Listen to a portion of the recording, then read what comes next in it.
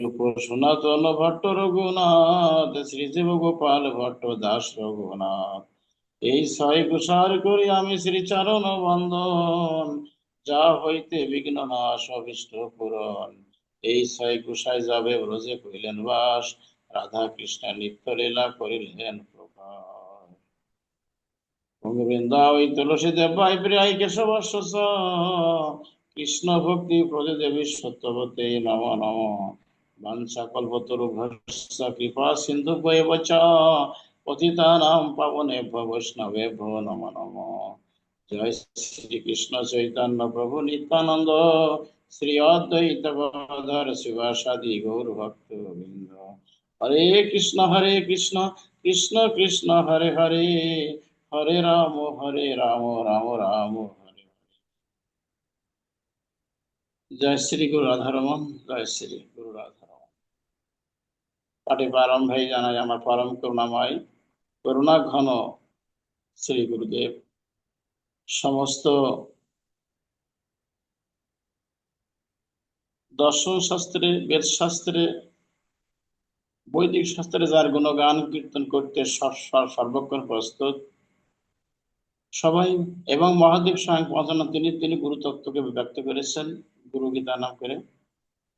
পঞ্চানন, চতুর্মুখে চতুর্মুখে চতুরানন, পঞ্চমুখে পঞ্চানন আদি দেবতাগণ সবাই গুরুর মহিমা কীর্তন করেছেন। আর কুতো মনুষ্য আমরা, কোথাকার মানুষ, আমরা কি পারি গুরু মহিমা কীর্তন করতে পারি? জয় সর্বাগ্রে আমাদের পরম করুণাময় শ্রী গুরুদেব লীলা প্রবিষ্ট শ্রীলা রাধারমন গোস্বামী মহারাজ মহোদয়ের তার সুকমল শ্রীচরণ কমলে আমরা কোটি কোটি প্রণাম। তারপর তারপর পরম্পরাভুক্ত যে সমস্ত ভাবগ্রাহী গুণগ্রাহী যারা প্রেমী ভক্তগণ, ভক্তি ভক্তি সাগরের ডুবুরি যারা অহরহ তারা পান করে চলেছেন কৃষ্ণ কথামৃত, নামামৃত, প্রেমামৃত, সেই সমস্ত বৃন্দাবনে ব্রজের বিদেহী মহন্তগণ, তাদের চরণে আমার কোটি কোটি প্রণাম।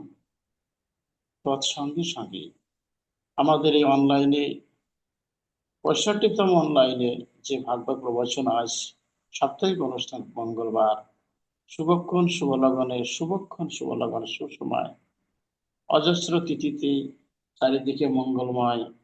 এই মঙ্গলময়ের ভিতরে মঙ্গলময় ভগবান শ্রীকৃষ্ণের গুণগাথা, মহিমার কথা, নামের মাহাত্ম্য কথা বলার জন্য আমি আসন গ্রহণ করেছি। সেই ব্যাসদেব চরণ রইল আমার কোটি কোটি প্রণাম। সুখদেব গোস্বামী চরণ রইল আমার অভিত্তকি ভক্তি। তৎসঙ্গে সঙ্গে আমাদের অনলাইনে যে সমস্ত ভক্তবৃন্দ আছেন, স্বদেশী বিদেশি, যেখানে যেখানে আছেন, সবাইকে আমার আন্তরিকভাবে শুভেচ্ছা, অভিনন্দন এবং প্রণতি জ্ঞাপন করছি। নিশ্চয় সবাই ভজন কুশলে আছে, নিশ্চয়ই তারা সবাই কুশলে আছে। যাই হোক, এই কুশল বিনিময়ের মাধ্যমে আমরা ভগবানের সে নামের মহিমা কীর্তন করার জন্য একটু আমরা প্রস্তুত নিয়েছি। আপনাদের কৃপা আমার একমাত্র সম্বল, এবং এটা হবে আমার একমাত্র পরম পাথেয় বস্তু। জয় নিতাই, জয় গৌর। আজ আমার বাবাজি দেবব্রত পাল মহাশয় তার এই অক্লান্ত পরিশ্রম করে, তার অনেক জ্ঞান বুদ্ধি মহিমার দ্বারা, গুরু কৃপার মাধ্যমে, পরম্পরা কৃপার মাধ্যমে বর্তমান জগতে, ডিজিটাল সারা জগৎ, অনলাইনে জগৎ, সেই সেই জন্যই অনলাইনে সারা বিশ্ববাসীকে উপহার দিয়েছেন আমাদের এই সাপ্তাহিক যে মঙ্গলবার ভাগবত অনুষ্ঠান, উপরন্তু শুক্রবারে গীতা পাঠাভ্যাস, এবং সমস্ত সনাতনীদের, বিশেষ করে কিশোর কিশোরী যারা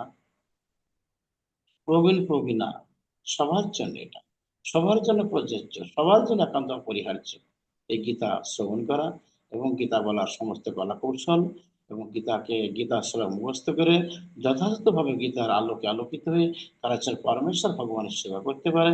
আর সেই জন্য আমাদের এই প্রচেষ্টা। আমরা প্রতি শুক্রবারে গীতা পাঠাভ্যাস এবং মঙ্গলবারে ভগবানের অমিয় মাখা তা লীলা মাধুরীর কথা, কিছু নিয়ম কানুনের কথা, প্রশাসনিক আলোচনা আমরা করে থাকি।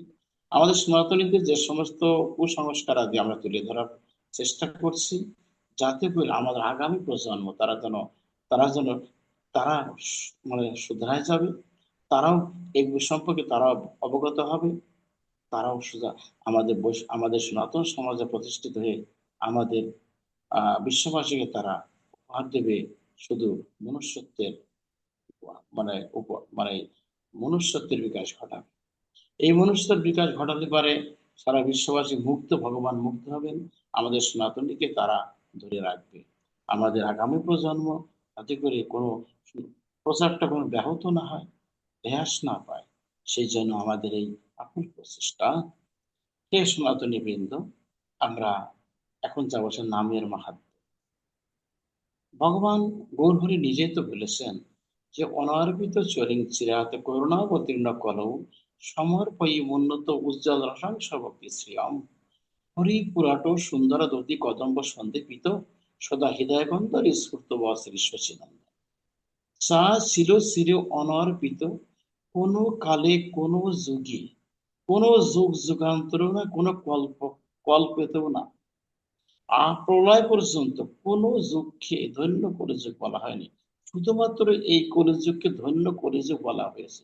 কেননা তিনি বলেছেন যে আমি কলিযুগে আমি হরিনাম বিতরণ করব, সবার ঘরে ঘরে গিয়ে, সবার ঘরে ঘরে গিয়ে সবাইকে আমি যেচে যেচে হরিনাম শোনাবো, কীর্তন করাবো, হরিনামে পাগল করাবো। এইটা আমার একমাত্র, এটা আমার ব্রত জীবনে। একটা গল্প শেষ হলো না হে সনাতনী বৃন্দ, আর অমনি আমার গৌরহরি চলে এলেন আজ থেকে 542 বছর আগে আমাদের প্রাচীন মায়াপুর নবদ্বীপ ধাম শশী মায়ের অঙ্গনে। প্রেমের ঠাকুর, প্রেম পুরুষোত্তম গৌরহরি, গৌরহরিকে বলা হয় শুধুমাত্র, এবং লীলা পুরুষোত্তম শ্রীকৃষ্ণ, আর ন্যায় পুরুষোত্তম রামচন্দ্র। কাছাকাছি আমরা যে বর্তমান যে যুগে আছি, এটা কলিযুগ। কলিহত জীব আমরা, অসতে মতি, পাপে মতি, কামাসক্ত, লোভাসক্ত, অর্থে লোলুপ, বিষয় আসক্ত, সারা জীবন শুধু আসক্তি বিষয় লোলুপ। এদের এত এত মানে এত পাপ যে করে চলেছে কলিহত জীব। তাই আমাদের উদ্ধারের জন্য আমাদের গৌরহরি, কলিযুগের ভগবান গৌরহরি, রায়কালের একাকৃতি গৌরহরি, উনি এসেছিলেন আমাদের আমাদের এই এই বৈষ্ণব সনাতন সমাজে। বাঙালির ঘরে ভগবান আমার গৌর সুন্দর। সুধীবৃন্দ, আজ গৌরহরি তিনি নিজে বলেছেন, তা না যে একথা এই শ্লোকটা বলা হলো, এটা আছে বিদগ্ধ মদ নাটকে, মানে নান্দি মুখ শ্লোকে প্রথম শ্লোক বলেছেন, যা ছিল চির অনর্পিত, কোনো কালে কোনো যুগে অর্পণ করা হয়নি যেটা, সেই প্রেম সম্পত্তি, সেই ভক্তির সম্পদ, সেই নামের সম্পদ, হরিনামের সম্পদ আমি সবাইকে দান করব। যারা নেবে না ওদেরকে নিতেই হবে, আমি তাদেরকে সেতে যেচে বিলাবো। হে কলিহত জীব, একই সময় চন্দ্র সূর্যের মতো আমাদের কলিহত জীবের ভাগ্য আকাশে, আমাদের কলিহত জীবের ভাগ্য আকাশে উদীয়মান চন্দ্র সূর্যের মতো ভাসমান আকাশে হৃদয় মন্দিরে উদ্ভাবিত হলেন আমাদের গৌর নিতাই। নিতাই গৌর তুই ভাই। হে কলিহত জীব, আমাদের সেই নিতাই গৌর এবং তোমাদের সবারই বলেছেন এই শ্লোকের যিনি মানে যিনি শ্লোকটা বলেছেন, প্রভু গোস্বামী পাদ তিনি বলেছেন যে তোমাদের নিতাই গৌর প্রকট হয়ে তোমাদের হৃদয়ের ভিতরে তোমাদের জন্ম জন্মান্তরে পাপ রাশি, সমস্ত পাপ রাশি কালিমা বিধৌত করো, তোমাদেরকে অশেষ বিধান দান করুন এবং তোমাদেরকে হরিনামের বিধান দান করুন, তোমাদেরকে অচিরেই মহা দর্শন দেবেন। কথা আমাদের শাস্ত্রে বারংবার বলেছেন। শুধু এই কলিযুগে একমাত্র হরিনামকে প্রাধান্য দেওয়া হয়েছে। এই কলিযুগে কোনো যাগ যজ্ঞ ব্রত তপস্যা হোম, মাংস দ্বারা পিতৃশ্রাদ্ধ, দেবর দ্বারা সুত উৎপত্তি আদি যত কিছু থাকে না কেন, এই কলিযুগে সবকিছু বর্জন করে দিলেন। কলিযুগে এগুলো নেই, একমাত্র নাম সংকীর্তন কলৌ যুগে। এই নাম সংকীর্তন ছাড়া কলি যুগে আর কোনো এই কলির এই ভবসাগর পাহাড়ের কোনো পদ্ধতি আর নাই। একথা আমার বারংবার শাস্ত্রকার বলে গেছেন। কাজে কাজে সুধী ভক্ত সজ্জন মন্ডলী, আমাদেরকে হরিনামের তরিতে উঠতে হবে। হরিনামের যদি তরিতে আমরা উঠতে পারি, তাহলে আমার নিতাই চাঁদের কৃপায়, আমার গৌরহরির কৃপায় একদিন হরিনামের সেই হরিনামের নৌকা উঠলে পারে একদিন অবশ্য নিয়ে যাবেনই যাবে। যে কথা গৌরহরি নিজেই বলেছেন, এই কলিযুগে নামের কোনো বিকল্প নাই। খেলা শ্রদ্ধায় হোক, হ্যাঁ, জ্ঞানে সজ্ঞানে, তাই না, অজ্ঞানে, খাইতে খাইতে উঠিতে চলিতে প্রীতে শয়নে ভোজনে নিদ্রা জাগরণে সবসময় হরিনাম যারা করে চলেছে একাধারে, সেই সমস্ত ভাগ্যবানদেরকে প্রতি বলেছেন তিনি, তোমাদের আর কোনো ভয় নাই, আমি এসে গেছি। আমি নামের স্বরূপ, যেই নাম সেই কৃষ্ণ, ভজ নিষ্ঠা করি, নামের সই কাছে রাখুনি শ্রীহরে। অতএব হে কলিহত জীব, তোমাদের পিতা গৌর হরি এসে গেছেন আমাদের উদ্ধারের জন্য। তাই আমার সমস্ত সনাতনী বৃন্দ, আমরা যেন সমস্ত মত পথ বাদ দিয়ে, এ মত সে মত বাদ দিয়ে, আমরা এ চিন্তা সে চিন্তা বাদ দিয়ে একই চিন্তা আসবে, যদি কিনা আমরা এই ভবসাগর পাড়ি দিয়ে একান্ত বাসনা থাকে অন্তরে, ভগবানের দিব্যধামে যা বাসনা থাকে অন্তরে, তাই অবশ্যই আমার গৌরহরি আদর্শ মানতে হবে। তিনি যে কথা বলে গেছেন যে নাম সংকীর্তন কলৌ যুগে, এই কলিযুগে নাম সংকীর্তন ছাড়া আর উদ্ধারে কোনো বিকল্প পথ আর নাই। তাই আমরা যেন অবশ্যই নামের তরণীতে আমরা উঠে আমরা ধীরে ধীরে এই সংসার সাগরকে পদাঘাত মেরে ধীরে ধীরে আমরা যেন ভগবানের সামনে পৌঁছাতে পারি। এটাই একমাত্র শাস্ত্রের গভীর সুসিদ্ধান্ত। সনাতনী বৃন্দ, এই নামের মহিমাটা কি, এই বিষয়টা ব্যক্ত করছে মহাপ্রভু। তিনি আমাদের এই বহির্জগতে, এই ভৌম জগতে, জাগতিক জগতে তিনি 8টা শ্লোক লিখেছেন। তার প্রথম শ্লোকটা আস্বাদন করে আমরা অন্যদিকে যাব। তিনি নিজেই তো বলে গেছেন যে চেতো দর্পণ মার্জনাং ভব মহাদাবাগ্নি নির্বাপনম শ্রেয় কৈরব চন্দ্রিকা বিতরণম আনন্দাম ভূতি বর্ধনং প্রতিপদং পূর্ণামৃতাস্বাদনং সর্বাত্ম স্নাপরং পরং যাতে শ্রীকৃষ্ণ সংকীর্তনম। শিক্ষাষ্টকের প্রথম শ্লোক বললেন কি, মহাপ্রভু বললেন দেখো এই হরিনাম চিত্তরূপ দর্পণের মার্জনকারী। চিত্ত অর্থাৎ হৃদয় দর্পণ আছে না আমাদের, এটা মার্জনকারী। যদি কোনো আয়নাতে কোনো কোনো ময়লা আবর্জন সেখানে পতিত হয়, আমরা কি করি, সনাতনীরা মানবরা কি করি, একটা কাপড় দিয়ে মুছে নিয়ে তবে আমার সুন্দর বদনখানি আমি দর্শন করতে সক্ষম হই। এই ক্ষেত্রে বলা হলো কি চিত্তরূপ দর্পণে মার্জনকারী। আমার চিত্ত যে দর্পণ বা আয়নায়, এটা ময়লা পড়ে গেছে গো, কত জনম জনম ধরে ময়লা পড়েছে বাবা, তাই না?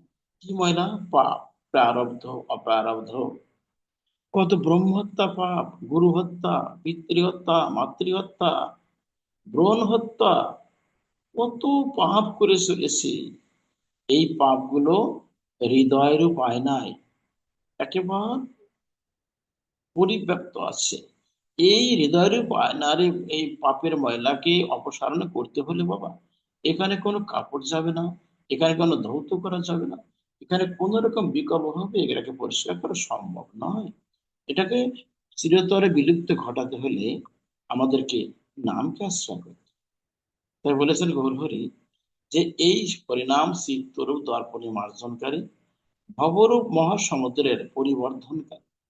যেমন সাগরে যেমন তরঙ্গ ওঠে, হ্যাঁ, তদ্রূপ এই হরিনাম যারা করে তার এই ভবসাগর, অর্থাৎ পৃথিবীটাকে বলা যে ভবসাগর, এই সাগর, ভবসাগরের পরিবর্তনকারী মানে কি, এই ভবসাগর উত্তরণের একমাত্র হরিনাম।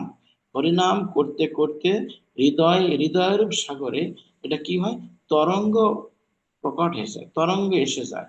তখন সেই ভক্ত হাসে কাঁদে নাচে গাই প্রেমে গড়াগড়ি যায়। তখন সর্বত্রই কৃষ্ণময় হয়, যেদিকে তাকায় কৃষ্ণময়, যেদিকে তাকায় গৌরময় হয়ে যায়। অনলে অনিলে, নিজের ভিতরে বাইরে সর্বত্রই কৃষ্ণ কৃষ্ণ কৃষ্ণ। তার ভিতরে প্রেমের একটা মানে তরঙ্গ দেখা দেয়। কিন্তু আন লোকে যারা এই তত্ত্ব বোঝে না, যারা প্রেমী ভক্ত নয়, যারা ভক্ত নয়, যারা সমালোচক, নিন্দুক, বদনামকারী, যারা তারা অনেক কিছু বদনাম করে, যে ও দেখো তো ওর কি একটা, ও ভানাসি করছে, ও একটা ভালো না, বিভিন্ন কথা দিয়ে সমালোচনা করতে তারা সর্বক্ষণ পঞ্চমুখ।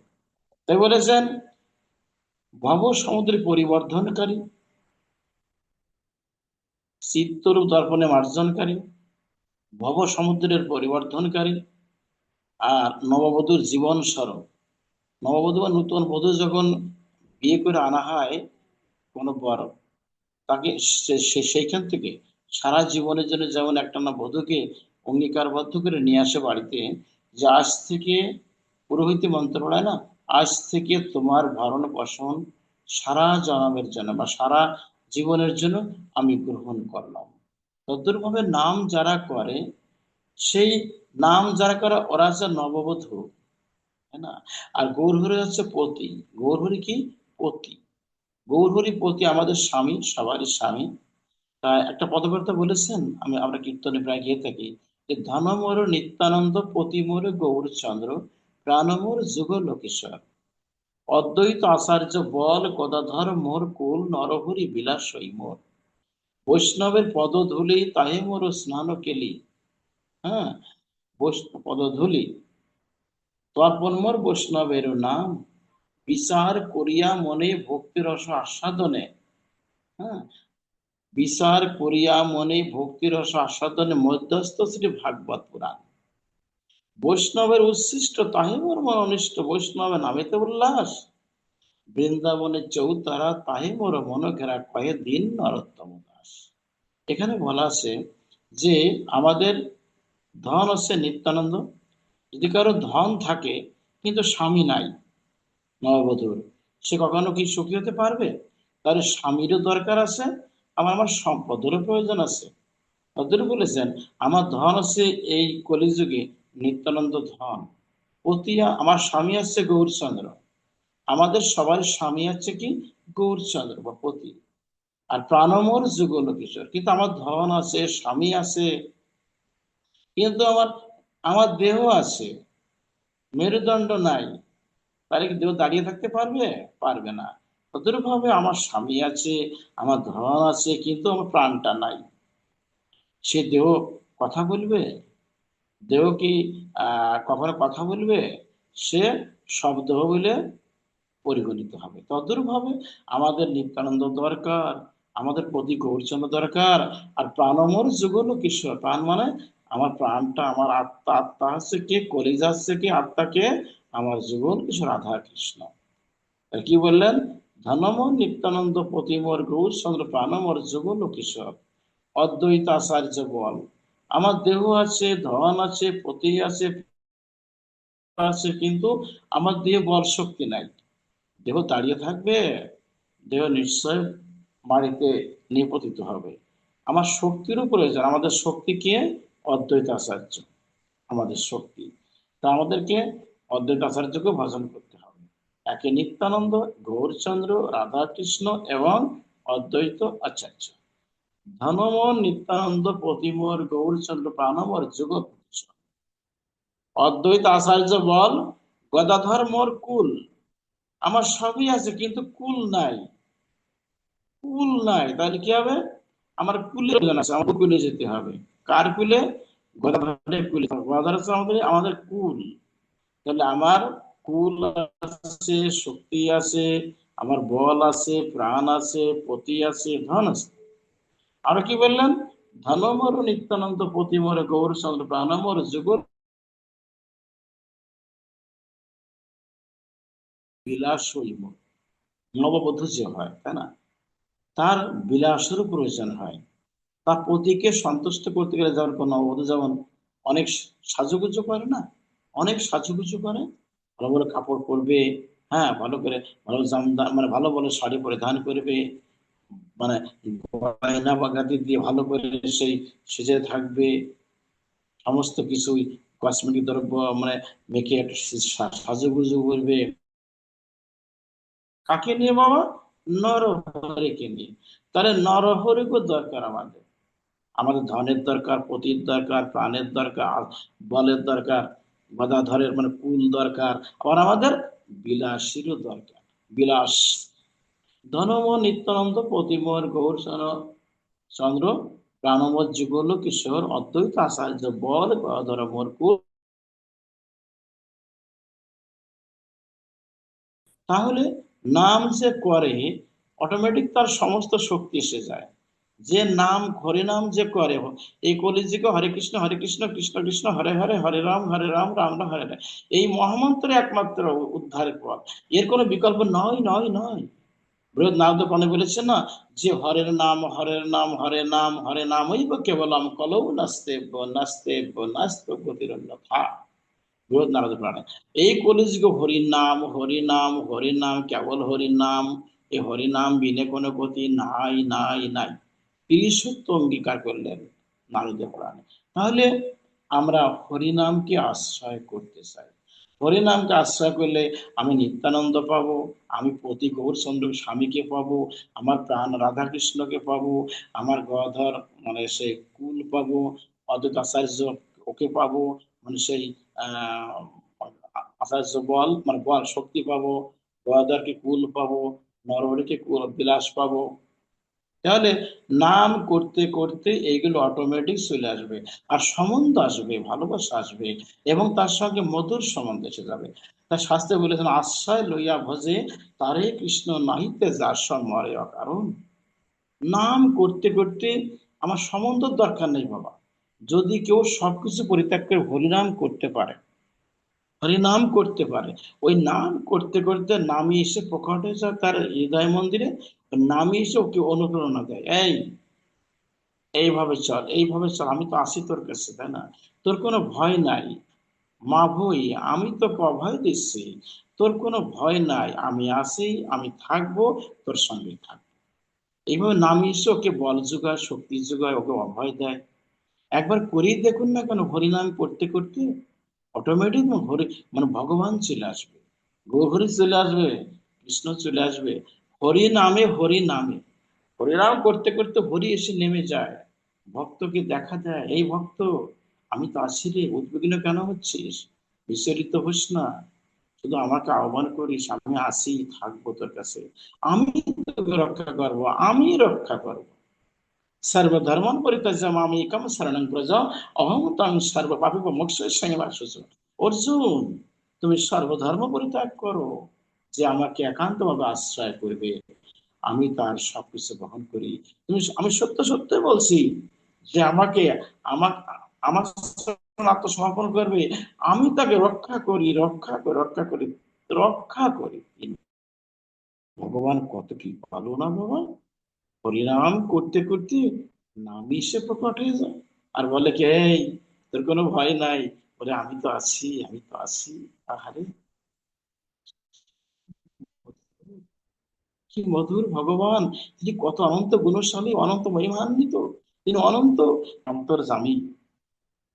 আসে হরিনাম করতে গেলে আমাদের ঘুম পায়, অলসতা এসে যায় বাবা। হরিনাম করুন, এই কলিযুগে নামের কোনো আলাদা আর কোনো মত নাই। বলেছেন বিদ্যাবধূর জীবন স্বরূপ হরিনাম, কোনো মার্জনং ভব মহাগ দাবাগ নির্বাপনম শ্রেয় কৈরব, মানে শ্রেয় মানে শ্রেষ্ঠ বস্তু। কৈরব, কৈরাব চন্দ্র, যেমন শ্রেষ্ঠ বস্তু কি হয়, হরিনাম হয়। এর কোনো কখনো অসত্য নয়, সত্য সত্যি বলছি আমি। একমাত্র শ্রেষ্ঠ বস্তু হরিনামকে আশ্রয় করতে হবে। শ্রেয়রূপ চন্দ্রিকা অবতারণকারী, চন্দ্রী মানে চন্দ্রিমা অর্থাৎ জ্যোৎস্না, তাকে নাম করতে করতে তখন কি হয়, নাম নাম রূপ হচ্ছে চন্দ্রিমা এসে প্রকট হয়ে যায়, তার মাথায় এসে যায়, অর্থাৎ চন্দ্র রূপে এসেছে ভগবান।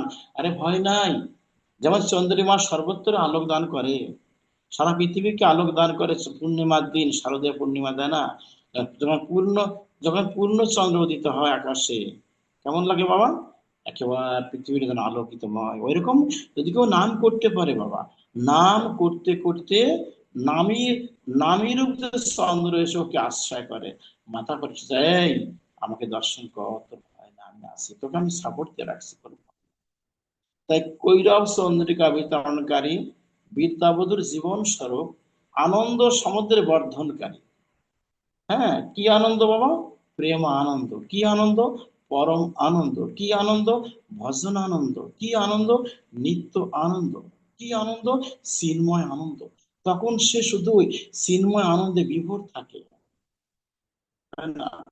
তখন তার ভিতরে আনন্দের ঢেউ পরিলক্ষিত হয়, আনন্দের ঢেউ ওঠে, ভক্তির ঢেউ, প্রেমের ঢেউ ওঠে। আরে কোথায় গেলে তোমার পাই বলো সেটা যায়, পাষাণে কুসুম কুটিব মাথা, অনলে কুশিব দেহ, কোথায় গিয়ে আমি কৃষ্ণ ধর্ম পাবো? তখন তো কিছু ভালো লাগে না, কিছু ভালো লাগে না। সংসার অনিত্য ভাবে, দেহটা অনিত্য। সংসার মরুভূমি, সংসার মরুভূমি, এটা মায়ার প্রহেলিকা, মায়ার মরীচিকা মনে করে। কারণ মনে করে কি, এই জগতে শুধু শুধু তুমি আর আমি গোবিন্দ, শুধু তুমি আর আমি পৃথিবীতে মাত্র পরম আশ্রয় করি, তুমি আমাকে। তখন সর্বস্ব সঁপে দেয় ওই গুরু গৌরাঙ্গের চরণে, সর্বস্ব সঁপে দেয়, পুরোপুরি আত্মসমর্পিত হয়ে যায় গুরু গৌরাঙ্গের চরণে। তখন তার বলে কিছু থাকে না। তখন যা করবো তুমি, ভালো করলেও তুমি, মন্দ করলেও তুমি, তুমি আমার একমাত্র পরম আশ্রয় প্রভু। তখন আনন্দ সমুদ্রের পরিবর্ধনকারী, আনন্দ সমুদ্রের শুধু আনন্দের আনন্দের আনন্দের বন্যা উঠবে, আনন্দের তরঙ্গ উঠবে সর্বত্রই। না থাকবে দেহত্ববোধ, না থাকবে আর নিদ্রা ভয়, না থাকবে কোনো সংকোচ, না থাকবে কোনো লজ্জা ঘৃণা ভয়, সর্বত্রই কৃষ্ণ। আমি কোথায় গিয়ে তোমা পাই বলো সে? এইভাবে নাম করতে করতে তখন তখন কি হবে? দেহের পাপগুলো ভস্মীভূত হয়ে যাবে। হে হরি নাম, তোমার জয় হোক, জয় হোক, জয়। হরি নাম করতে গেলে বাবা কিছু অপরাধ আছে, এইগুলোকে বন্ধ রাখতে হবে। শাস্ত্রে বলেছেন, ভজনের মধ্যে হয় নববিধা ভক্তি, কৃষ্ণ প্রেম, কৃষ্ণ দিতে তো ধরে মহাশক্তি। তার মতো সর্বশ্রেষ্ঠ নাম সংকীর্তন, নিরপরাধে কইলে নাম পায় প্রেম ধন। আরে কত মধুর কথা! নিরপরাধ হতে হবে, অপরাধ শূন্য হতে হবে। কি কি অপরাধ আছে? সেবা অপরাধ, নাম অপরাধ, বৈষ্ণব অপরাধ, কত অপরাধ! এগুলো বলতে গেলেই অনেক সময় ব্যয় হবে। পরবর্তীতে আমরা বলবো সেবার, সেবা অপরাধ কাকে বলে, কত প্রকার আছে, নাম অপরাধ কয় প্রকার, ধামাপরাধ আছে, যারা ধামে বাস করে তাদের অপরাধ আছে 12 প্রকার, 12 প্রকার ধামাপরাধ। আমরা পরবর্তী এইগুলো অপরাধ শূন্য হয়ে যখন হরিনাম কীর্তন করবে, নামে অবশ্যই প্রেম ঐশ্বর্য আসবে। আর দেখছে এখন প্রশ্ন করছে, বাবা আমি এত হরিনাম করি, লক্ষ লক্ষ নাম করি, কিন্তু আমার তো প্রেম ঐশ্বর্য আসে না, আমার নয়ন যুগল একটু প্লাবিত হয় না কৃষ্ণ বলতে, একটু আমার দেহে একটু কম্পন হয় না, কৃষ্ণময় হয় না, বলো তো কি করি? বুঝতে হবে তার ভিতরে একটা গন্ডগোল আছে, এগুলো অপরাধ করেছিল। অপরাধ এত শীঘ্র যায় না বাবা, অপরাধ এত শীঘ্র যায় না, ধীরে ধীরে যাবে। অপরাধ, পাপ, প্রারব্ধ, অপ্রারব্ধ, কত আছে। এগুলো একমাত্র হরিনামে সব ধীরে ধীরে যাবে এত শীঘ্র। যারা মহাপাপী, যারা একবার নরকে বাস হবেন, রত্নাকর কেমন ছিল বাবা? নরকে নিশ্চিত তার যার সম্ভাবনা আছে, মানে যাবেই যাবে নিশ্চিত। কিন্তু মরা মরা বলতে মরাটা উল্টে গেল, রাম হলো, রাম রাম করে বাল্মিক মনে হয়ে গেল। জগাই মাধাই চাপাল গোপাল বর্তমান মহাপ্রভু ব্রাহ্মণে কত কত প্রমাণ, তারা তারা হরি নামে উঠতে বৈকুণ্ঠে পাবে। তাহলে এই কলিযুগেই হরিনাম। অনেকে প্রশ্ন করে, বাবাজি এই হরিনাম করবো তো, কিন্তু মন মন তো আমার কন্ট্রোল নাই, মন তো আমার নামে আমার নিবিষ্ট হয় না, মনটা কেমন উচ্চাটন, মনটা কেমন যেন আমার এদিক ওদিক যায়, নাম যেই করতে যায় অমনি এসে ঘুম পায়, অলসতা এসে যায়। তা আমার এই চঞ্চল মনকে আমি কি করে কন্ট্রোল করতে পারি? আমার গুরু মহারাজের কথা, গুরু মহারাজ আমাকে কথা বলেছিলেন যে এই উপাখ্যানটা বলছি, মানে গুরুমুখী হরি কথা, গুরুমুখী হরি কথা সেটাই ব্যক্ত করছি মাত্র। গুরু মহারাজ বললেন, দেখো আনন্দ, আমি একদিনকে আমাকে ভক্ত বলছে যে, বাবা আমি তো হরিনাম করবো, কিন্তু হরিনাম করতে গেলে তো আমার তো তেমন রুচি হয় না। আমার এই চঞ্চল মন, খুবই চঞ্চল মন, আমার চঞ্চল মনকে কিভাবে এই জাগতিক বস্তু থেকে চিরতরে উঠিয়ে ভগবানের চরণে আনা যায়, এবং আমার মন কিভাবে ভগবানের চরণে নিক্ষেপিত হয় এবং ভগবানের চরণে মনটাকে বসাতে পারি, আপনি কিভাবে বলবেন? গুরু মহারাজ একটা গল্প বললেন, সেটা বলছি, সবাই শুনবে। এক গ্রামে ছিল একজন, মানে মানে অত্যন্ত গরিব মানুষ, দিন আনে দিন খায়, এখন নিতান্ত গরিব। একদিন জনে না গেলে বা একদিন মানে কাজে না গেলে তার পেটে ভাত হতো না, না খেয়ে থাকতো, খুব অত্যন্ত গরিব। ওই গ্রামে গুরু আসেন, অনেক শিষ্য আছে, গুরুদেবের অনেক শিষ্য আছে। তো ও শুনতে পেয়েছে যে অমুক গুরু, ওনার এখানে অনেক শিষ্য আছে। ওই লোকটা মনে করলো সেই হাবা গোবা বা সেই গরিব লোকটা, ওনাকে যদি গুরুদেব জানেন, ওনারা তো অনেকে তান্ত্রিক জানেন, অনেক গুরুরা অনেকে জানেন, ওনারা মহাপুরুষ, ভগবানের একটা ভগবানের স্বরূপটা, একটু যাই দেখি, একটু আমি মন্ত্র শেখবো। কি বলছেন কি, আচ্ছা গুরুদেব, আপনি কি দ্বৈত মন্ত্র জানেন? আমি শুনেছি আপনি দ্বৈত মন্ত্র জানেন।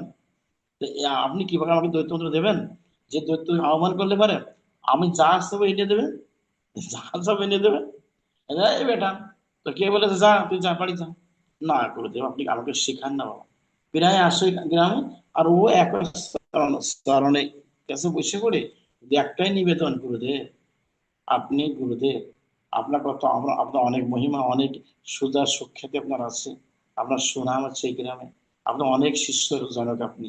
তা আপনি কিভাবে আমাকে, আপনি আমাকে দৈত্য মন্ত্র শেখাবেন?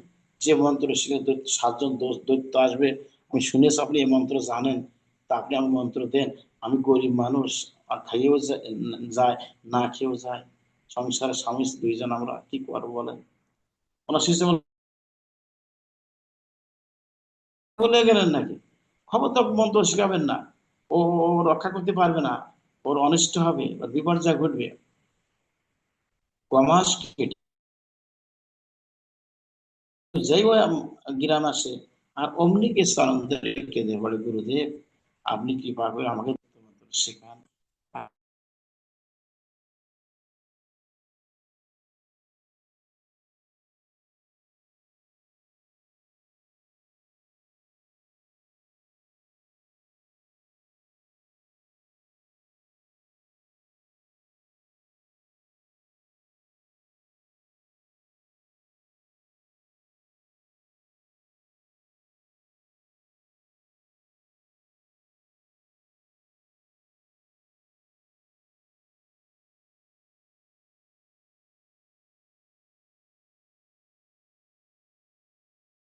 তাই জানি যে বাবা যে কোনো সমস্যা হয়েছিল, একটু আনমিউট করবেন বাবা, করে আবার কথা বলতে হবে। তাহলে বাবা আনমিউট করে নেবেন বাবাজি। জয়নি তাই,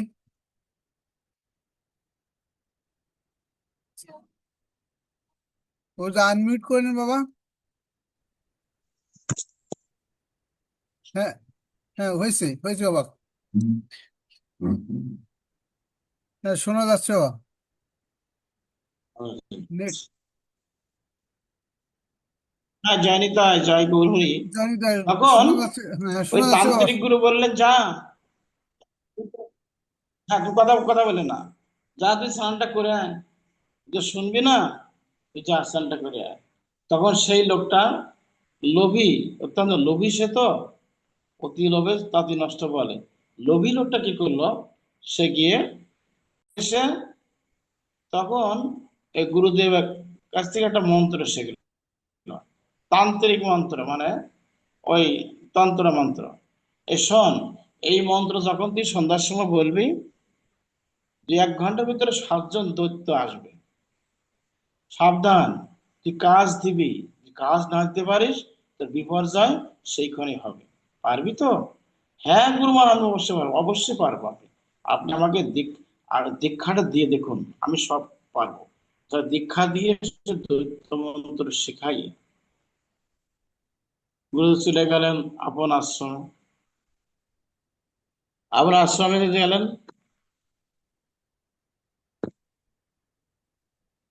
তখন ঠিক সন্ধ্যার সময় তার গৃহিণীকে বলছে, এই শোন, আমরা এক রাতের ভিতরে বড় লোক হয়ে যাবো, তুই এক কাজ কর। বলে কি?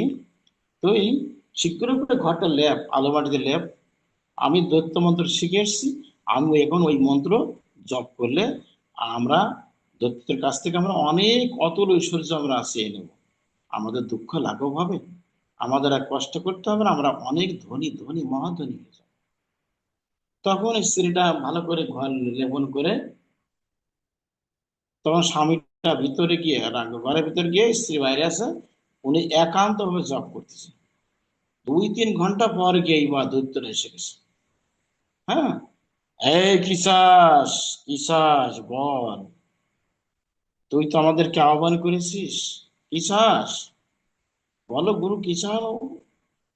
তখন সেই লোকটা বলছে, যে লোকটাকে আহ্বান করেছে সেটা 7 জন, তো সেই আকাশচুম্বী দেহটা তাদের, বলছে কি, এই তোরা কাজ কর, আমি ধনী হতে চাই, তোরা আমার নামে অন্তত প্রায় 200 বিঘা সম্পত্তি আমার নামে লিখে দে, আর দলিল নিয়ে আয়। আনা হলো, গুরুদেব হয়ে গেছে, এই সবকিছু আপনার, 200-300 বিঘা সব জমি আপনার, এই নিন দলিল। বলে দিয়েছে।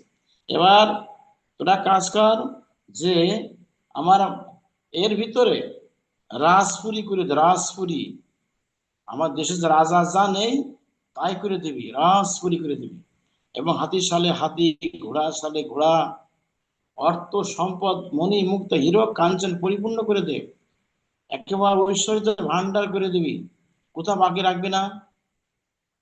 হ্যাঁ গুরুদেব হয়ে গেছে, আপনি এবার বলেন কি চান। বলে, তোরা একটা কাজ কর, এখন 7টা দিক খনন কর, আমাকে তো অবগাহন করতে হবে, আর 7টা দিক খনন করে দিবি, আর এখানে তোরা মোজাহেদ করে দিবি সারা পুকুর চারিবার দেশ দিকে। বলে গুরুদেব হয়ে গেছে, হয়তো দেখেন সবকিছু আপনার, এখন কি চাই। বলে সবের অপসরি সমতুল্য 7 জন নর্তকী নিয়ে আয়, ভোগ করবে। আর না হলে এই যে গুরুদেব এসে গেছে, আপনি বলুন, আপনার সমস্ত কিছু সব রেডি, আপনি যা যা বলে যা সব এসে গেছে, আপনি বলুন কি চান। কি চাবে, সব তো চাওয়া হয়ে গেছে। রাজ্য, হাতির সালে হাতি, ঘোড়ার সালে ঘোড়া, মণি মুক্ত হীরক কাঞ্চন, রাজনর্তকী, তারপর সেই সেনাপতি, যেখানে যা লাগে একবার পরিপূর্ণ ভান্ডার। তোমার বলছে কি আশা বলে, গুরুদেব আপনি চাইতে পারছেন না, আপনার আমাদের একটা স্বধর্ম আছে, যে আমাদেরকে ডাকে, ডাকে সাড়া দিই, সে যা বলে তাই করি, এবং তার ইচ্ছা অনুযায়ী সেই কাজ আমরা সমাপ্ত করি। যে আমাদের কাজ না দিতে পারে, আমাদের লাস্টে একটাই ব্রত, আমরা তার ঘাড় ভাঙারূপ কর্ম করে তাকে মেরে সেখান থেকে আমরা অন্যত্রে গমন করি।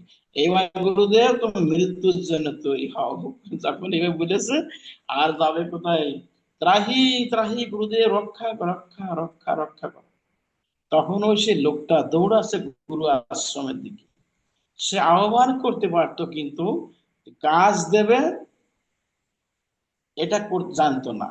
এখন কি কাজ দেবে, দৈত্যগণ 7 জন পিছু পিছু আছে, দৈত্যরা দৌড়াচ্ছে, আর আগে আগে ভাগে সেই লোকটা দৌড়াচ্ছে, তাই গুরুদেব রক্ষা করো, প্রভু রক্ষা রক্ষা করো, রক্ষা করো।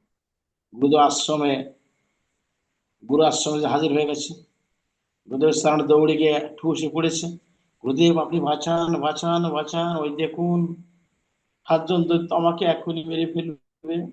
গুরুদেব বিচক্ষণ, গুরুদেব তিনি সবই জানেন, মানে উল্টো মন্ত্র জপ করার সঙ্গে সঙ্গেই শিষ্যর দিকে ধাবিত না হয়ে এবার গুরুর দিকে ধাবিত হলো। বলছে কি, গুরুদেব আপনার শিষ্য বেঁচে গেল, আপনি কাজ দিন, আমাদের কাজ দিন। হ্যাঁ, কাজ তো, তোদের কাজ তো আমি দিবই, তোরা কাজ কর। আমার এই বিরাট বাড়ি, ওই দেখ উত্তরের দিকে বিরাট মোটা মোটা বাঁশের ঝাড় আছে, তোরা সব থেকে মোটা যে বাঁশটা কেটে নিয়ে আয়। আনা হলো, এনেছে, এই যে গুরুদেব এই নিন, এই আপনার বাস, শোন। এবার ওইটাকে ভালো করে গিরে কেটটা যা আছে সবগুলো পরিষ্কার করে দেয় এবং সমান করে ফেল। দেখেন গুরুদেব হয়ে গেছে, কি চাই? এইবার আমার উঠোনে মাঝখানে প্রত্যেক লম্বা করে পোত, আর সেখানে আরো পুঁতি পুঁতি দিয়ে হ্যাঁ গুরুজি হয়ে গেছে, এবার তোরা 10 মণ ঘি নিয়ে আয়।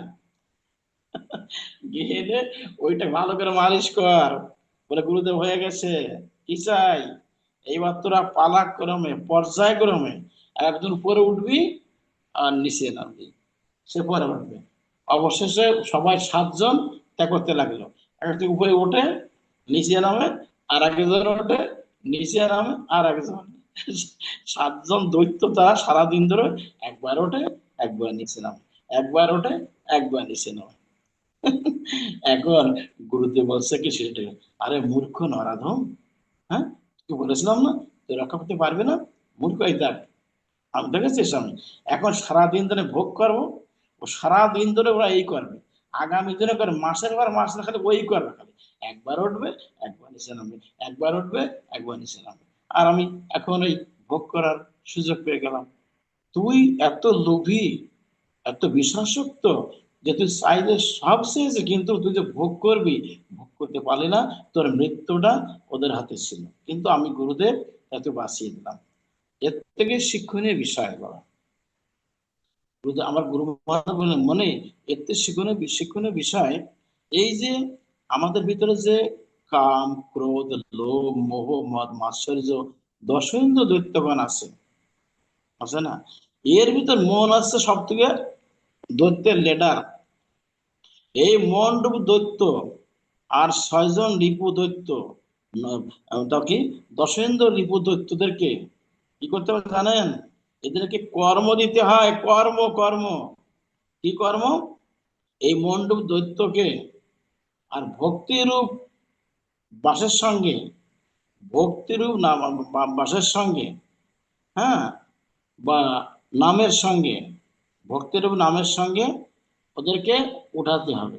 এই তোরা হরিনাম কর, একবার হরিনাম কর, আবার নিচে নাম, অর্থাৎ বাঁশের মতো উপরে ওঠ, নিচে নাম।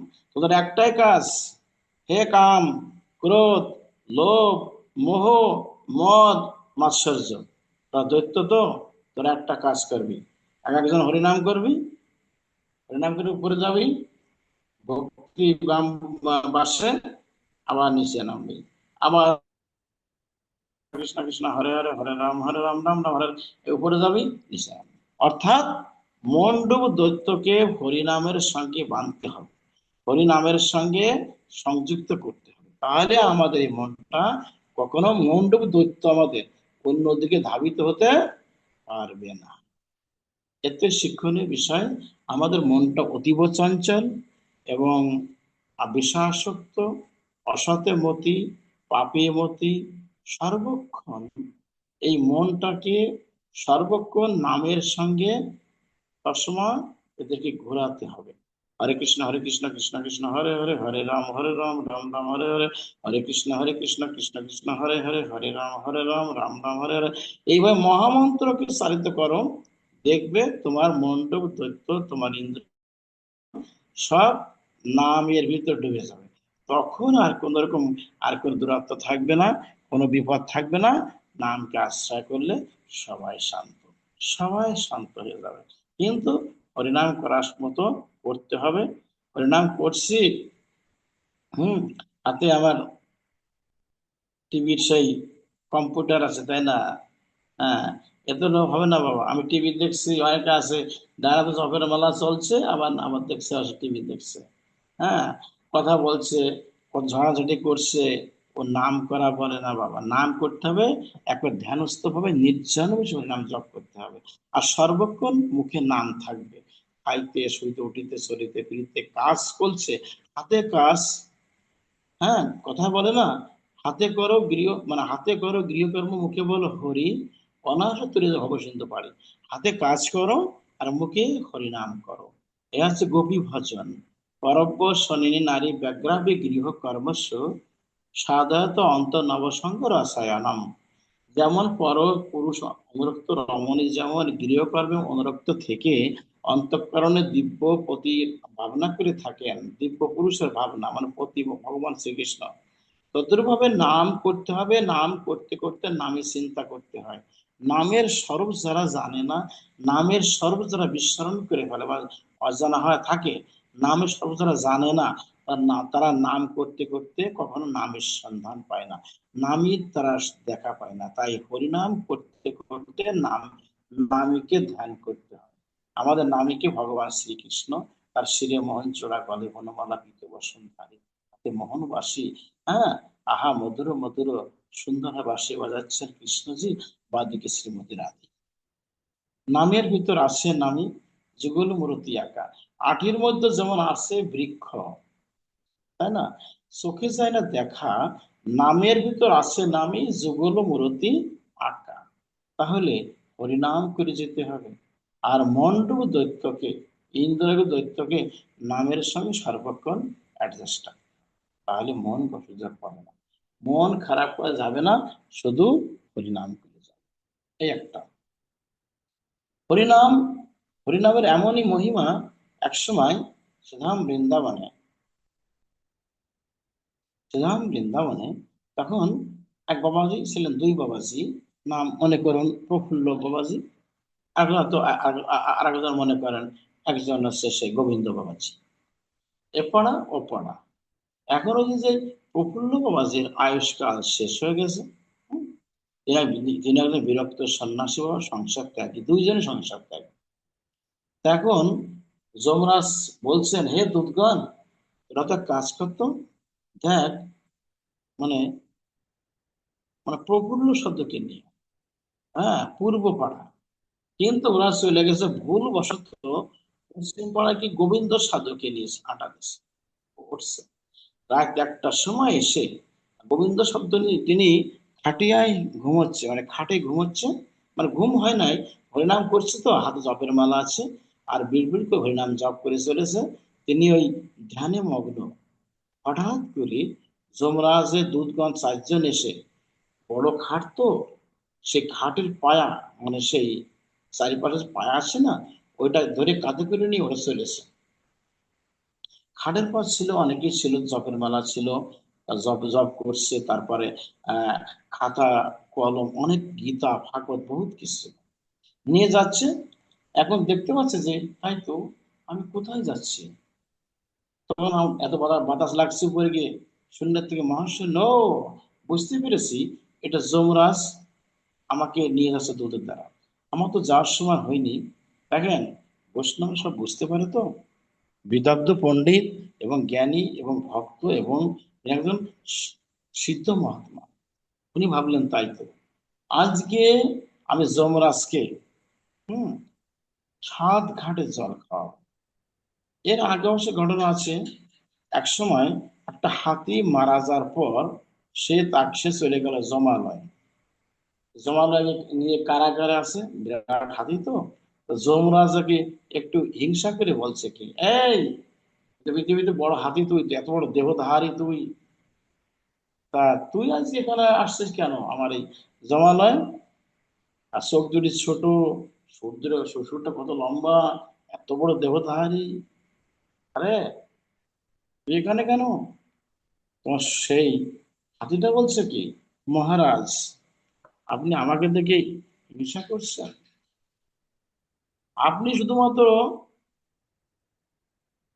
মৃত মানুষের বিচার করেন, আপনি তো জীবিত মানুষের বিচার করেন, করেন না, করে দেখেনি না।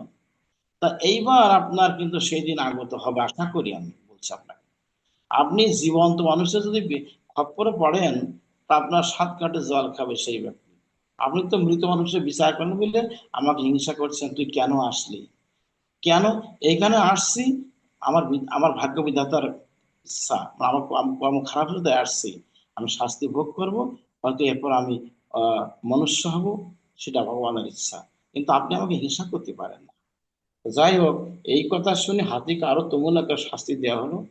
হাতি কি করবে, তো কান্নাকাটি করার, বলে, ভগবান, আজ অনেক অপরাধের ফলে আমার নরকে বাস হলো, এই যমরাজকে একটু তুমি একটু একে একটু শাস্তি দাও, আমাকে হিংসা করে বলেছে।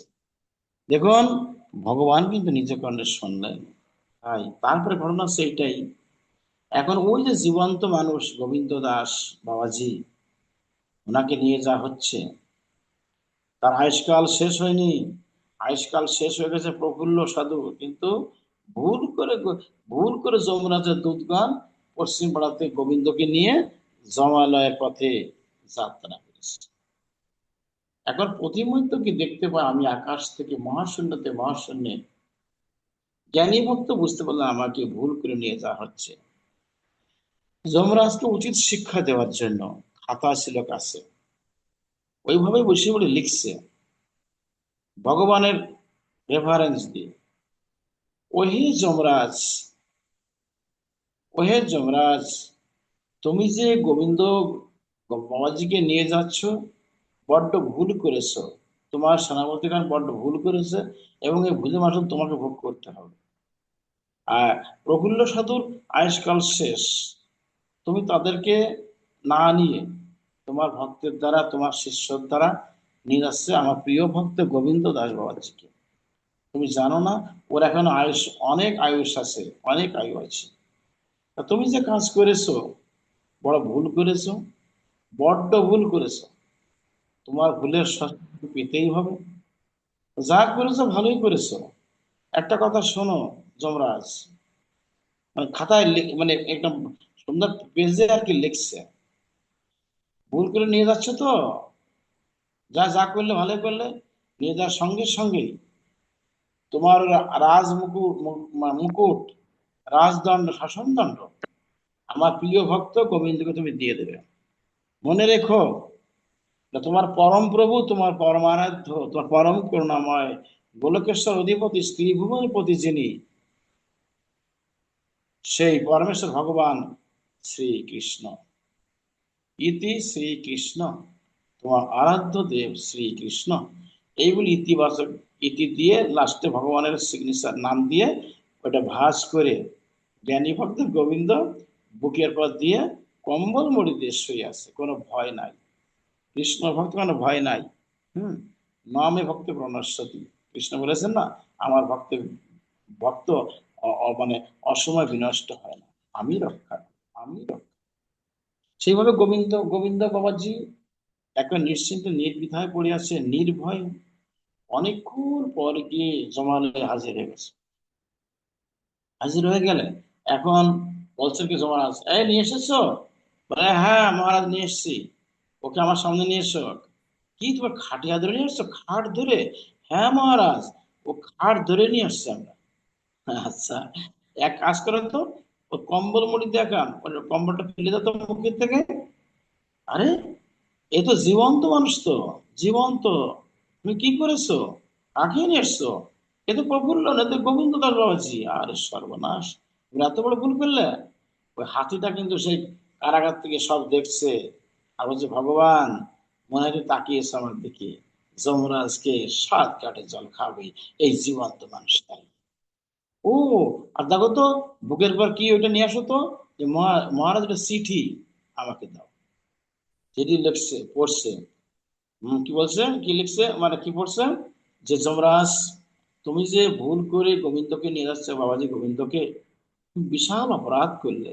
প্রফুল্ল তো আয়ুষ্কাল শেষ, তুমি তাকে না নিয়ে ভুল করে নিয়ে যাচ্ছ গোবিন্দ দাস বাবাজিকে। চরম ভুল করলে তো, যা করলে ভালোই করলে। অতএব নিয়ে যাওয়ার সঙ্গে সঙ্গে তুমি কিন্তু সেই মুহূর্তেই তোমার শাসনদণ্ড, তোমার রাজমুটুক, তোমার রাজত্ব এই গোবিন্দ দাস বাবাজিকে অর্পণ করো। ইতি তোমার পরম প্রভু পরমেশ্বর ভগবান শ্রীকৃষ্ণ। এবার যমরাজ একেবারে সেই আর কি করবে, আবল তাবল বলছে, তোরা কি করলি রে বোকা দল, তোরা কি করলি আমার, এখন আমাকে আমার পথ থেকে আমার ভ্রষ্ট হতে আসছে, আমি পথভ্রষ্ট, এই পথ থেকে ভ্রষ্ট হতে আসছে। আমার পরম প্রভু এই কথা বলেছে। সবাই ভালো করে বুঝবেন, শ্রীকৃষ্ণ লেখেন নাই, ভক্ত লিখেছে, কিন্তু রেফারেন্স দিয়েছে কার? শ্রীকৃষ্ণ। তার ইতি তোমার পরম প্রভু ভগবান শ্রীকৃষ্ণ। সঙ্গে সঙ্গে কি করবে, তখন সবাই গিয়ে সেই জীবন্ত মানুষ গোবিন্দের শরণ ধৌত, মানে শরণ ধোয়াচ্ছে, পূজা করছে। আর যমরাজ নিজে এসে তার মাথায় রাজমুকুট পরিয়ে দিল, শাসন দণ্ড দিল। বলছে, মহারাজ, মহারাজ, আজ থেকে আপনি এই জমালয়ের অধিপতি, আমি আপনার দাস, আপনি আমাকে যা বলবেন আমি সে-" তো ঠিক তো বটে? বলে, হ্যাঁ মহারাজ, ঠিক বটে। এক কাজ করো, আমি এখন রাজা, তোমরা প্রজা। হ্যাঁ, আপনি রাজা, আমরা প্রজা। এই জমালয়টা কার? আপনার। বলে, আমি রাজা যেহেতু আমি যা বলবো শুনবে তো? বলে, হ্যাঁ শুনবো মহারাজ, বলুন কি করতে হবে, বলতে হবে। তোমরা কাজ করো যমরাজ, তোমার ভক্তবৃন্দ দিয়ে ডাক দাও, হাজার হাজার ডাকো আমার সামনে। আনা হলো। তোমরা এখন একটা এই কাজ করো, যেহেতু আমি হচ্ছি এখন রাজা, তোমরা একটা একটা মৃদঙ্গ নিয়ে এসো, মানে খোল নিয়ে আসো, আর করতাল নিয়ে আসো। আর শোনো, সবাই তিলক রচনা করো, কণ্ঠে তুলসী মালা দাও। তাই করা হলো। ভাবতে হবে সনাতনীগণ, একজন জীবন্ত মানুষ কিভাবে সে জমের ভক্তদেরকে নিয়ে কিভাবে বৈষ্ণব করে ফেললেন। এবার তোমরা কাজ করো, বলে কি কাজ? তোমরা এবার হরিনাম করো, শুধু হরিনাম করো। আর ওই যে সে হাতিটা এবার আনন্দশ্রু বর্ষে। বলেছিলাম না যমরাজ, তুমি তো জীবন্ত মানুষের পাল্লায় পড়োনি, এবার পাল্লায় পড়ে গেছো, তোমার কোন হাল করে দেখো। এবার বলছে, তোমরা কাজ করো, হে দূতগণ, হে প্রজাগণ, উচ্চেশ্বরে নাম করো, হরিনাম করো। বলো, হরে কৃষ্ণ কৃষ্ণ কৃষ্ণ হরে হরে, হরে রাম রাম রাম হরে হরে। এবার সবাই নাম করতে লাগলো, যমরাজ নাম করতে লাগলো। সবাই নাম করতে করতে বলছে, কোন দিকে যেতে হবে? দক্ষিণের দিক চলো। জমের দক্ষিণ দরজা, সেখানে পাপীরা শাস্তি পাচ্ছে। চলো, কি মুশকিলে পড়লাম, একজন একটুখানি ভুলের জন্য আজ আমার চাকরি গেল, পথ হারালাম, আর এখন পাপি তবে সব উদ্ধারে বৈকুণ্ঠে চলে যাবে। কি অবস্থায় কি করলাম! যমরাজ খালি নিজেকে ধিক্কার দিতে হায়তাশ করছে। কারণ হরিনাম করতে যেই গেছে, ওই পাপী বৃন্দ, ভালো করে শোনো সবাই, কান পেতে শোনো সবাই, ওই হরিনাম শুনে সে প্রেতাত্মাগণ, হ্যাঁ, সেই পাপীগণ, হরিনাম যেই কানে গেছে, ওরা উদ্ধার হয়ে বৈকুণ্ঠে চলে যাচ্ছে, গোলক ধামে চলে যাচ্ছে। দেখতে দেখতেই মানে একবার 12 আনা চলে গেছে বাবা, আর শিখিয়ে আনা আছে। এই সময়টা যমরাজ উচ্চস্বরে মানে গান, মানে কে কান্নাকাটি করছে, মহাপ্রভু, হে বৈকুণ্ঠ নায়ক, হে ভগবান শ্রীকৃষ্ণ শ্রী গোবিন্দ, আমার বড্ড ভুল লেগেছে প্রভু, আপনি কৃপা করে আমার সম্মুখে আসুন। আপনার আসুন, আপনার দাস আমি, দাসানুদাসের যোগ্য নই, আপনি কৃপা করে আমাকে দর্শন দিন। গোবিন্দ এসে গেল, ভগবান এসে গেল, শ্রীকৃষ্ণ এসে ভগবান শ্রীকৃষ্ণকে প্রণাম করে, প্রভু একটুখানি ভুলের জন্য আজকে এই অবস্থা। দেখুন, মহা পাপীগণ সবাই চলেছে উদ্ধারে আপনার বৈকুণ্ঠ ধামে, আর এখন তো পাপী চলে গেলে প্রভু, আমি আমি কি নিয়ে থাকবো? হ্যাঁ, আমার রাজপুরী সব পাপী শূন্য হয়ে যাবে। ভগবান বললেন, এই এই গোবিন্দ, দাঁড়াও, মানুষ, ভক্ত দাঁড়াও, আর ওদিক যেও না, দক্ষিণে আর যাওয়া যাবে না, তোমরা ফেরো, শোনো এদিকে এসো। ভক্ত শিরোমণি, আমার জ্ঞানী ভক্ত গোবিন্দ, তুমি দয়া করে রাজমুকুট ওকে দিয়ে দাও, শাসন দণ্ড দিয়ে দাও। ওর উচিত শিক্ষা হয়ে গেছে, ওর উচিত শিক্ষা হয়ে গেছে। যদি ভক্ত সজ্জন, এই গল্পের সারমর্ম কি? হরিনাম শুনতে শুনতে পাপীগঞ্জ বৈকুণ্ঠ ধামে চলে গেল। আমরা যদি হরিনাম করতে পারি, তাহলে আমাদের ভিতর রিপুগণ চিরতরে বিলুপ্ত হয়ে যাবে, এবং অন্তিমেতে পরমেশ্বর ভগবান এসে আমাদেরকে হাত ধরে তার পুষ্পরথে তুলে নিয়ে একদিন অবশ্যই নিয়ে যাবে তার গোলক ধামে।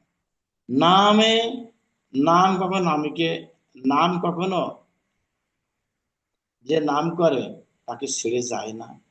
হরিদাস বলেছিল, তোমার হরিদাস ওকে বলেছিল, কাজী সাহেব, এই শোনো হারেস, তুমি তো মুসলিম, তুমি কালিমা পড়বে, নামাজ পড়বে, এগুলো বাদ দিয়ে তুমি হিন্দুদের হরিনাম করছো কেন?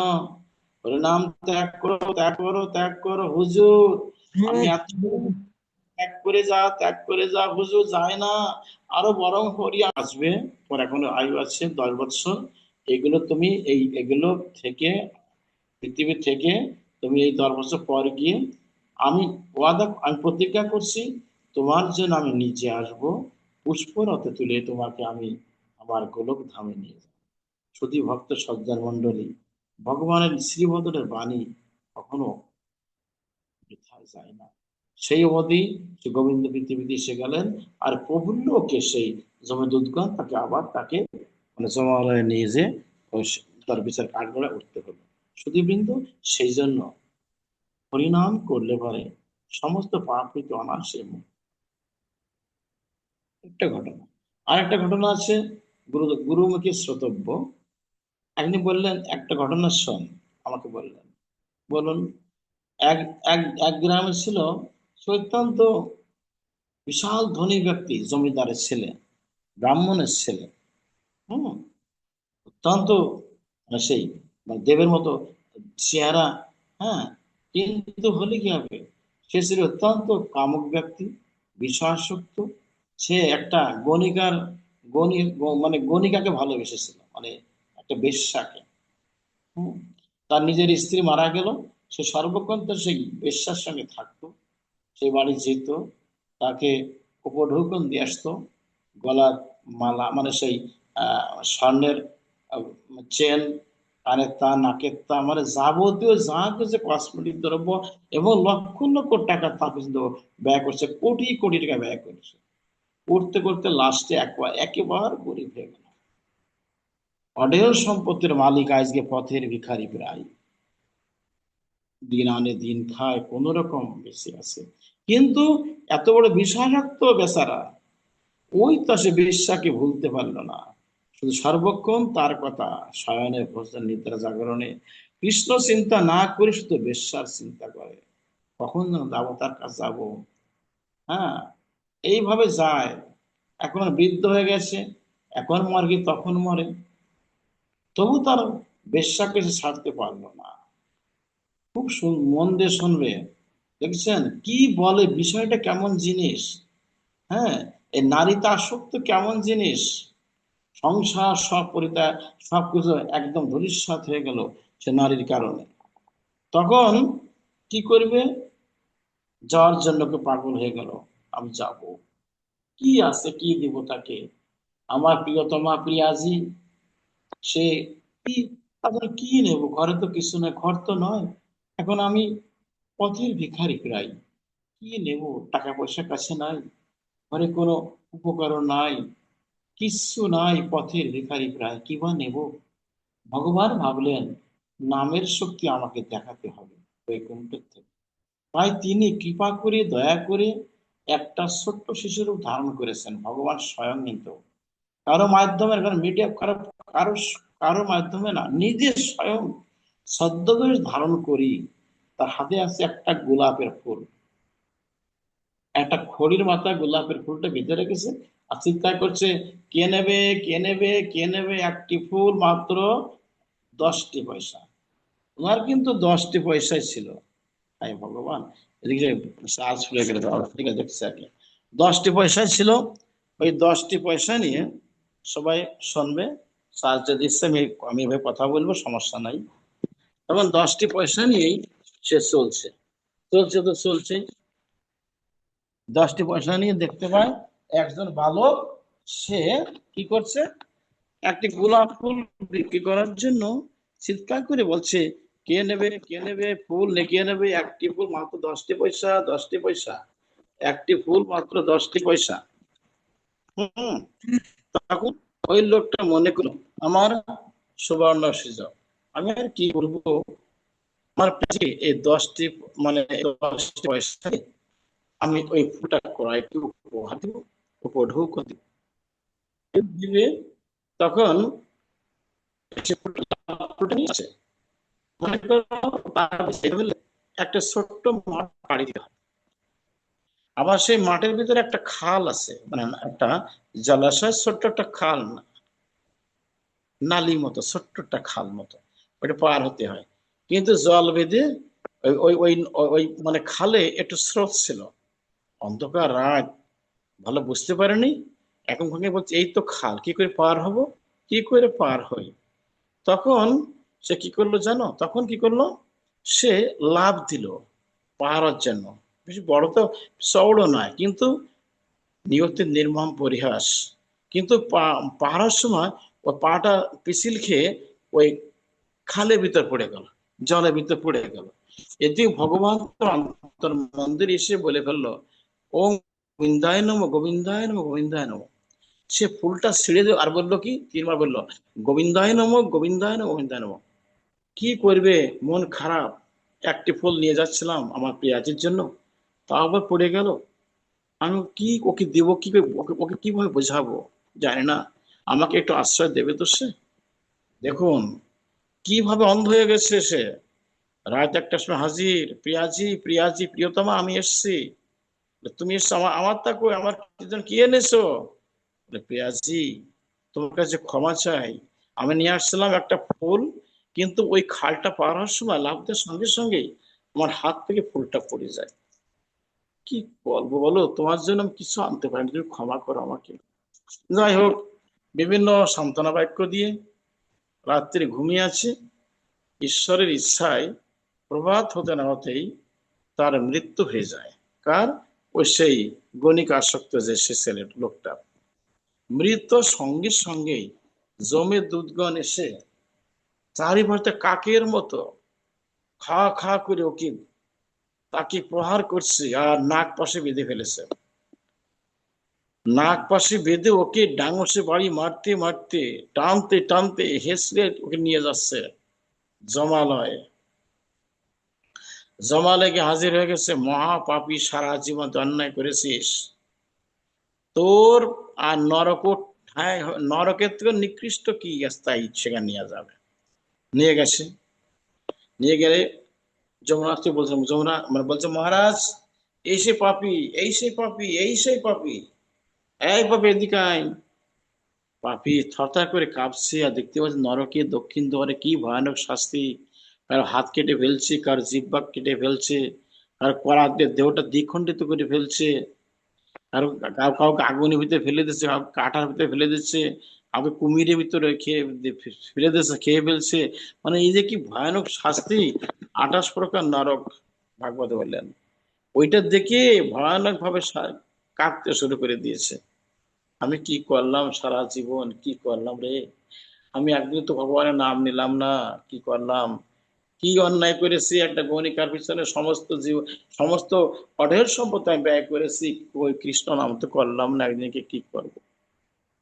তখন যমরাজ বললেন, চিত্রগুপ্ত, মানে ওই যমরাজের যিনি লেখক মহুরী, দেখো তো চিত্রগুপ্ত, ও তো এসছে, ওর কোন, ওর সারা জীবনের ওর সে খাতাটা খোলো, ওর খতিয়ানটা খোলো, খতিয়ানটা খোলো। বলছে, মহারাজ সারা জীবন শুধু অন্যায় অন্যায় অন্যায় পাপের 16 কলা পূর্ণ হয়ে গেছে, এই একমাত্র নরকেই এখন নরকে পাঠান। তবে হ্যাঁ হ্যাঁ হ্যাঁ, ভালো কথা মনে পড়ে গেছে, এই বেচারা যখন শেষ মৃত্যুর কয়েক ঘন্টা আগে একটা খাল পার হওয়ার সময় ওর হাতে একটা ইয়ে ছিল, মানে গোলাপ ফুল ছিল, এইটা তার প্রিয়তমাকে উপহার দেওয়ার জন্য নিয়ে আসছিল, কিন্তু খাল পার হওয়ার সময় ওইটা কি মানে ও পা পিছিলকে পড়ে যায়, ওইটা জলে পড়ে যায়, বলে বসে গোবিন্দায় নমঃ গোবিন্দায় নমঃ। এর জন্য মহারাজ আপনি বলুন, ওর মনে হয় 5টা মিনিট স্বর্গ সুখ ভোগ করানো উচিত। হ্যাঁ তুমি ঠিকই বলেছো চিত্রগুপ্ত, এই পাপি এদিকে আয়। এখন কাঁপিস কেন, এখন ভয় পাচ্ছিস কেন? তোর জন্ম জন্মান্ত ধরে তোকে এই নরকে তোকে পচাবো, নরকে তোকে তো পাঠাবো, কি ভাবছিস তুই? কুলাঙ্গার, কুলাঙ্গার, তুই এত বড় মহাপাপী, তোকে দেখলেও আমাকে গঙ্গা স্নান করতে হবে। তাই শোন, তুই সারা জীবন পাপ করেছিস, কিন্তু মৃত্যুর কয়েক ঘন্টা আগে তুই যে গোলাপ ফুলটা নিয়ে আসছিলি তোর প্রিয়জিকে দেওয়ার জন্য, সেই গণিকাকে, বেশ্যাকে, তুই তোমার প্রতিমধ্য জলের ভিতরে পড়ে গেছিলে। তখন তখন কি আর বলবি, বলেছিলি তুই গোবিন্দ, আমার প্রভুর নাম তুই করেছিলি, যে গোবিন্দায় নমঃ গোবিন্দায় নমঃ গোবিন্দ 3 বার বলেছিলি। তো সেই জন্য তুই কি করবি জানিস, তোকে আমি 5টা মিনিট কাল তোকে স্বর্গ সুখ ভোগ করাবো, 5 মিনিট ঘড়ি দেখে। এবার বল, তুই কি সারা জীবন নরক ভোগ করবি আগে আগে, না ওই 5টা মিনিট স্বর্গ স্বর্গ সুখ ভোগ করবি? চতুর, কিন্তু চতুর, খুব প্রচন্ড চতুর সে। ভাবলো কি, মাত্র একটি ফুল গোবিন্দকে দান করেছে, আমি গোবিন্দ না বলেছি, তা কি নামের মহিমা কেমন, এটা আমিও দেখতে চাই। আচ্ছা মহারাজ, যেটা কাজ করুন, বলে কি, আমি বাকি কাজটা সেরে নি। এই বাকি কাজটা আছে না, 5 মিনিট যে স্বর্গ সুখ আমাকে ভোগ করতে দিন। তবে হ্যাঁ, আমার একটু প্রার্থনা। বলে কি প্রার্থনা? আমি যা চাবো তো দেবেন তো? বলে হ্যাঁ, অবশ্যই দেবো। কি চাস বল? মহারাজ, আপনি কৃপা করে আমাকে একটা রামদা দেন, বিশাল বড় 5 শত লম্বা রামদা দেবেন। কি করবি? দরকার আছে। আর কোথায় আপনার গোলাপের বাগান আছে? কোথায় গোলাপের বাগান আছে দেন। ওই দেখা আছে গোলাপের বাগান, যা ওকে ওকে নিয়ে যা, ঘড়ি দেখ, এবার শুরু করো, কি করবা? তখন সেই বেশ্যাসক্ত লোকটি, যে আমার এই অবস্থা আছে, 5টা মিনিটের জন্য সর্বসেবক করলাম, আমি এখন অনার কল গোবিন্দায় নম, গোবিন্দায় নম বলবো। এখন রামদা দিয়ে গোলাপের যত ফুল ছিল একবার এইভাবে ধরে নিয়ে, এই দিকে এক কোপ, এই দিকে এক কোপ, আর বলছে কি, গোবিন্দায় নম, গোবিন্দায় নম, গোবিন্দায় নম, গোবিন্দায় নম। বলতে বলতে একবার নিমেষের ভিতরেই যমরাজের পুষ্পোদ্যান একবার খতম। ব্যাস, মানে শেষের পথে। 5 মিনিট হয়ে গেছে, এই থামুন, আর একটা ফুল কাটবে না। এই, আমরা দুর্গা পাপিকে নিয়ে আমার সম্মুখীন, পাপিকে নিয়ে যা হলো। ও মা, এখন পাপি নয়, পুণ্যবান। তার দেহ দিয়ে সেই অমরকল যদি নির্গত হচ্ছে। হম পুণ্যের সাগর হয়ে গেছে বাবা। এত ফুল দান করেছে গোবিন্দকে, সেই নরকে গিয়ে, গোবিন্দায় নম, গোবিন্দায় নম, গোবিন্দায় নম। এখন পুণ্যের সাগর হয়ে গেছে। এখন তো দেহ দিয়ে চিন্ময় সুঘ্রাণ বেরোচ্ছে, সুগন্ধি বেরোচ্ছে, দেহ দিয়ে যদি নির্গত হচ্ছে। এখন পাপী ন, এখন পাপী ন, সে পাপী নয়, এখন পুণ্যবান, পুণ্যবান। যমুনা বলছে কি, ও ভয় মতো পেয়েছে, সর্বনাশ, এই কত বড় লোকে 5 মিনিটের জন্য আমার আমার গোলাপ বাগান সব শেষ করে ফেললো। এখন তো একে নরকে তো পাঠানো যাবে না। নামের মাহাত্মে, নামের জোরে আজকে এসে পুণ্যবান হয়ে গেছে। শোনো, শোনো পুণ্যবান, এদিকে এসো। আমি তোমার কাছে পরাজিত হয়ে গেলাম। তুমি যে এত বড় চালাক ভক্ত আমি জানতাম না, জ্ঞানী ভক্ত। তোমার এক নরকে বাস হবে না। তুমি যে গোবিন্দানো বলেছো, আমার প্রভুর নাম তুমি করেছো, করে তুমি যে গোবিন্দকে পুষ্প গোলাপ ফুল দান করলে এই নরকে তুমি তাকে দান করেছো, তাহলে তোমার তোমার সারা জন্মান্তর পাপ যে ছিল সব খালিজ হয়ে গেছে। তুমি এখন মুক্ত, তোমার স্থান হবে বৈকুণ্ঠে বা গোলক ধামে। বলতে বলতেই গোলক ধাম থেকে